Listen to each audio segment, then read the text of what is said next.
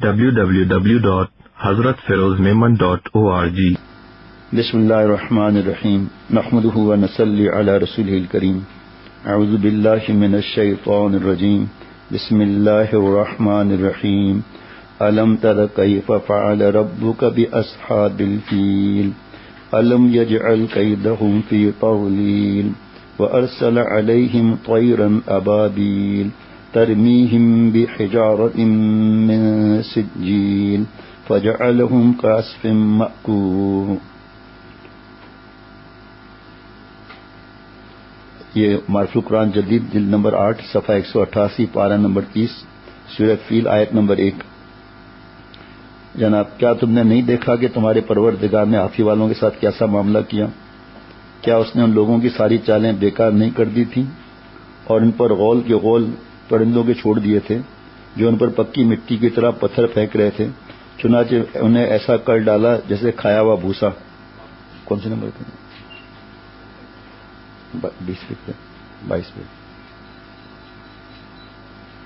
امام حدیث و تاریخ ابن کثیر رحمۃ اللہ علیہ نے اس طرح نقل فرمایا کہ یمن پر ملوک حمیر کا قبضہ تھا، بادشاہ کا۔ یہ لوگ مشرک تھے۔ ان کے آخری بادشاہ ذو نواس ہے جس نے اس زمانے کے اہل حق یعنی نصارہ پر شدید مظالم کیے۔ اس نے ایک طویل عریض خندق کھدوا کر اس کو آگ سے بھرا اور جتنے نصرانی بت پرستی کے خلاف ایک اللہ کی عبادت کرنے والے تھے سب کو آگ کی خندق میں ڈال کر جلا دیا، جن کی تعداد 20,000 کے قریب تھی۔ یہی وہ خندق کا واقعہ جس کا ذکر اصحاب الاخدود کے تام سے سورہ بروج میں گزرا ہے۔ ان میں 2 آدمی کسی طرح ان کی گرفت سے نکل بھاگے اور انہوں نے قیصر ملک کے شام سے جا کر فریاد کی کہ ذو ناس ملک کے حمیر نے نصارہ پر ایسا ظلم کیا، اب انتقام لیں۔ قیصر ملک کے شام نے بادشاہ حبشہ کو خط لکھا، یہ بھی نصرانی تھا۔ عیسائی نہیں بولنا چاہیے، نصرانی بولنا چاہیے، لیکن کہہ دیا تو کبھی کوئی جرم نہیں ہے، لیکن احتیاط اسی میں ہے۔ آپ اس ملک کا انتقام لیں۔ یمن سے قریب تھا کہ آپ اس ظالم سے ظلم کا انتقام لو۔ اس نے اپنا عظیم لشکر 2 کمانڈر امیر ارباط اور ابراہ کی قیادت میں یمن کے اس بادشاہ کے قبضے پر بھیج دیا۔ لشکر اس کے ملک پر ٹوٹ پڑا اور پورے یمن کو قوم حمیر کے قبضے سے آزاد کرایا۔ ملک حمیر ذو الناس بھاگ نکلا اور دریا میں غرق ہو کر مر گیا۔ اس طرح ارباط اور ابراہ کے ذریعے یمن پر بادشاہ حبشہ کا قبضہ ہو گیا۔ پھر ایسا لگتا ہے میں نے پہلی دفعہ پڑھا۔ پھر ارباط اور ابراہ نے باہمی جنگ ہو کر ارباط مقتول ہو گیا اور غالب ہو گیا۔ یہی بادشاہ حبشہ نجاشی کی طرف سے ملک یمن کا گورنر مقرر ہو گیا۔ اس نے یمن پر قبضہ کرنے کے بعد ارادہ کیا کہ یمن میں ایک ایسا شاندار کنیسہ بنائے جس کی نظیر دنیا میں نہ ہو۔ اس سے اس کا مقصد یہ تھا کہ یمن کے عرب لوگ جو حج کرنے کے لیے مکہ مکرمہ جاتے ہیں اور بیت اللہ کا طواف کرتے ہیں، یہ لوگ اس کنیسیا کی عظمت اور شوکت سے مروب ہو کر کعبے کی بجائے اسی کنیسیا میں آ جانے لگے۔ اس خیال پر اس نے بڑا عالیشان کنیسیا اتنا اونچا تعمیر کیا کہ اس کی بلندی پر نیچے کھڑا ہوا آدمی نظر نہیں ڈال سکتا تھا، اور اس کو سونے چاندی اور جواہرات سے مزین کیا۔ پورے مملکت میں اعلان کرا دیا کہ اب یمن سے کوئی کعبے کی حج کے لیے نہ جائے، اس کنیسیا میں عبادت کرے۔ جناب، جو عرب میں اگرچہ بت پرستی غالب آ گئی تھی مگر دین ابراہیم اور کعبہ کی عظمت اور محبت ان کے دلوں پر پیوست تھی، دین ابراہیم، حضرت ابراہیم علیہ السلام۔ اس لیے عدنان اور قحطان اور قریش کے قبائل میں غم و غصے کی لہر دوڑ گئی، یہاں تک کہ ان میں سے کسی نے رات کے وقت کنیسیا میں داخل ہو کر اس کو گندگی سے آلودہ کر دیا، اور بعض روایت میں کہ ان میں سے مسافر قبیلے نے کنیسہ کے قریب اپنی ضروریات کی آگ جلائی اور اس کی آگ کنیسیا میں لگ گئی اور اس کو سخت نقصان پہنچا۔ ابراہ کو جب اس کی اطلاع ہوئی اور بتلایا گیا کہ کسی قریشی نے یہ کام کیا ہے تو اس نے قسم کھائی کہ میں ان کے کعبے کی اینٹ سے اینٹ بجا کر رہوں گا۔ ابراہ نے اس کی تیاری شروع کی اور اپنے بادشاہ نجاشی سے اجازت مانگی۔ اس نے اپنا خاص ساتھی کیا جس کا نام محمود تھا، ابراہ کے لیے بھیج دیا، اس پر سوار ہو کر کعبے پر حملہ کرے۔ بعض روایت میں کہ یہ سب سے بڑا عظیم الشان ہاتھی تھا جس کی نظیر نہیں پائی جاتی تھی، اور اس کے ساتھ 8 ہاتھی دوسرے بھی اس لشکر کے لیے بادشاہ ابراہ نے بھیج دیے۔ 24 ہاتھیوں کی یہ تعداد بھیجنے کا منشا یہ تھا کہ بیت اللہ کے ڈھانے میں ہاتھیوں سے کام لیا جائے۔ تجویز یہ تھی کہ بیت اللہ کے ستونوں میں لوہے کی مضبوط اور طویل زنجیریں باندھ کر ان زنجیروں کو ہاتھیوں کے گلے میں باندھ دیں، اس کو ہنکا دیں، سارا بیت اللہ معاذ اللہ فوراً ہی زمین پر آ گرے گا۔ عرب میں جب اس کی حملے کی خبر پھیلی تو سارا عرب مقابلے کے لیے تیار ہو گیا. یمن کے عربوں میں ایک شخص ذوالفر نامی تھا. اس نے عربوں کی قیادت اختیار کی اور عرب لوگ اس کے گرد جمع ہو کر مقابلے کے لیے تیار ہو گئے اور ابراہ کے خلاف جنگ کی. مگر اللہ تعالیٰ کو یہ منظور تھا کہ ابراہ کی شکست، اس کی رسوائی نمایاں ہو کر دنیا کے سامنے آئے، اس لیے یہ عرب مقابلے میں کامیاب نہ ہوئے. ابراہ نے ان کو شکست دے دی اور ذوالفر کو قید کر لیا، آگے روانہ کیا. اس کے بعد جب وہ قبیلہ ختم کے مقام پر پہنچا تو اس قبیلے کے سردار نفیل بن حبیب نے پورے قبیلے کے ساتھ ابراہ کا مقابلہ کیا، مگر ابراہ کے لشکر نے ان کو بھی شکست دے دی اور نفیل بن حبیب کو گرفتار کر لیا اور ارادہ ان کے قتل کا کیا، مگر یہ سوچ سمجھ کر زندہ رکھا کہ ان سے ہم راستوں کا پتہ معلوم کر لیں گے. اس کے بعد جب یہ لشکر طائف کے قریب پہنچا تو طائف کے باشندے قبیلہ ثقیف پچھلے قبائل کی جنگ اور ابراہ کے فتح کے واقعہ سن چکے تھے. انہوں نے اپنی خیر منانے کا فیصلہ کیا اور یہ کہ طائف میں جو ہم نے ایک عظیم شان بت خانہ لات کے نام سے بنا رکھا ہے، اس کو نہ چھیڑو تو ہم اس کا مقابلہ نہ کریں گے. انہوں نے ابراہ سے مل کر یہ بھی طے کر لیا کہ ہم تمہاری امداد اور رہنمائی کے لیے اپنا ایک سردار عبور خال تمہارے ساتھ بھیج دیں گے. ابراہ اس پر راضی ہو کر عبوری خال کے ساتھ لے کر مکہ مکرمہ کے قریب ایک مقام مخمس میں پر پہنچ گیا جہاں قریش مکہ کے اونٹ چڑھ رہے تھے. ابراہ کے لشکر نے سب سے پہلے ان پر حملہ کر کے اونٹ گرفتار کر لیے، جس میں سے 200 اونٹ رسول اللہ صلی اللہ علیہ وسلم کے جد امجد عبد المطلب رئیس قریش کے بھی تھے. ابراہ نے یہاں پہنچ کر اپنا ایک سفیر حنات حمری کے شہر مکہ میں بھیج کر وہ قریش کے سرداروں کے پاس جا کر اطلاع کر دے کہ ہم تم سے جنگ کے لیے نہیں آئے، ہمارا مقصد نعوذ باللہ کعبے کو ڈھانا ہے، اگر تم نے اس میں رکاوٹ نہ ڈالی تو تمہیں کوئی نقصان نہ پہنچے گا. حناطہ جبکہ مکہ مکرمہ میں داخل ہوا تو سب نے اس کو عبد المطلب کا پتہ دیا کہ وہ سب سے بڑا سردار قریش کے ہیں. حناطہ نے عبد المطلب سے گفتگو کی اور ابراہ کا پیغام پہنچایا. ابن اسحاق کی روایت کے مطابق عبد المطلب نے یہ جواب دیا کہ ہم بھی ابراہ سے جنگ کا کوئی ارادہ نہیں رکھتے، نہ ہمارے پاس اتنی طاقت ہے کہ اس کا مقابلہ کر سکیں.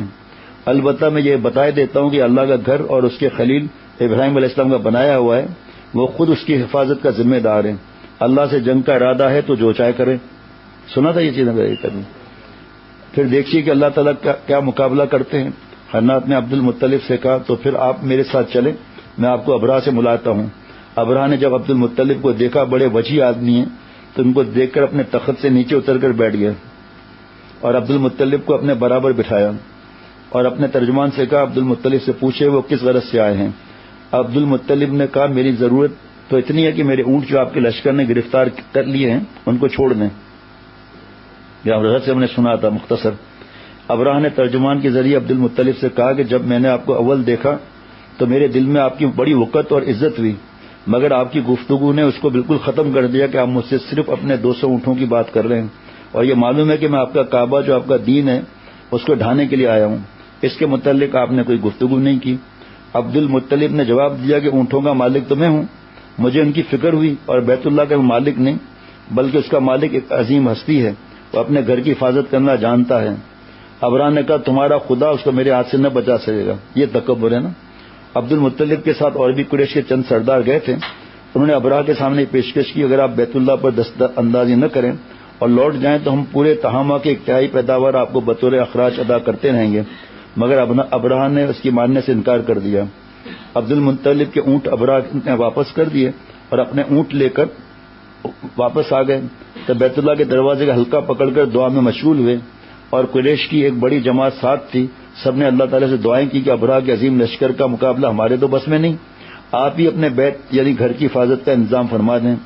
اعلاء و زاری کے ساتھ دعا کرنے کے بعد عبد المطلب مکہ مکرمہ کے دوسرے لوگوں کو ساتھ لے کر مختلف پہاڑوں پر پھیل گئے. ان کو یقین تھا کہ اس کے لشکر پر اللہ تعالیٰ کا عذاب آئے گا. اس یقین کی بنا پر انہوں نے ابراہ سے خود اپنے اونٹوں کا مطالبہ کیا. بیت اللہ کے متعلق گفتگو کرنا اس لیے پسند نہ کیا کہ خود تو اس کے مقابلے کی طاقت نہ تھی اور دوسری طرف یہ بھی یقین رکھتے تھے کہ اللہ تعالیٰ ان کی بے بسی پر رحم فرما کر دشمن کی قوت اور عزائم کو خاک میں ملا دیں گے. صبح ہوئی تو ابراہ نے بیت اللہ پر چڑھائی کی تیاری کی اور اپنے ہاتھی محمود نامی کو آگے چلنے کے لیے تیار کیا. نفیل بن حبیب جن کو راستے میں ابراہ نے گرفتار کیا تھا اس وقت آگے بڑھے اور ہاتھی کا کان پکڑ کر کہنے لگے تو جہاں سے آیا ہے وہیں صحیح سالم لوٹ جا، کیونکہ تو اللہ کے بلد امین محفوظ شہر میں ہے. یہ کہہ کر اس کا کان چھوڑ دیا. ہاتھی یہ سنتے ہی بیٹھ گیا. ہاتھی یہ سنتے ہی بیٹھ گیا. ہاتھی باروں نے اس کو اٹھانا چلانا چاہا لیکن وہ اپنی جگہ سے نہ ہلا. اس کو بڑے بڑے آہنی تبروں سے مارا گیا, اس کی بھی پرواہ نہ کی. اس کے ناک میں آنکڑا لوہے کا ڈال دیا, پھر بھی وہ کھڑا نہ ہوا. اس وقت لوگوں نے اس کو یمن کی طرف لوٹانا چاہا تو فوراً کھڑا ہو گیا.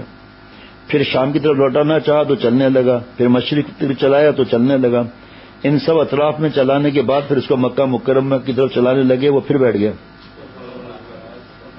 تفسیر معروف قرآن. قدرت حق تعالی شانہ کا یہ کرشمہ تو یہاں ظاہر ہوا.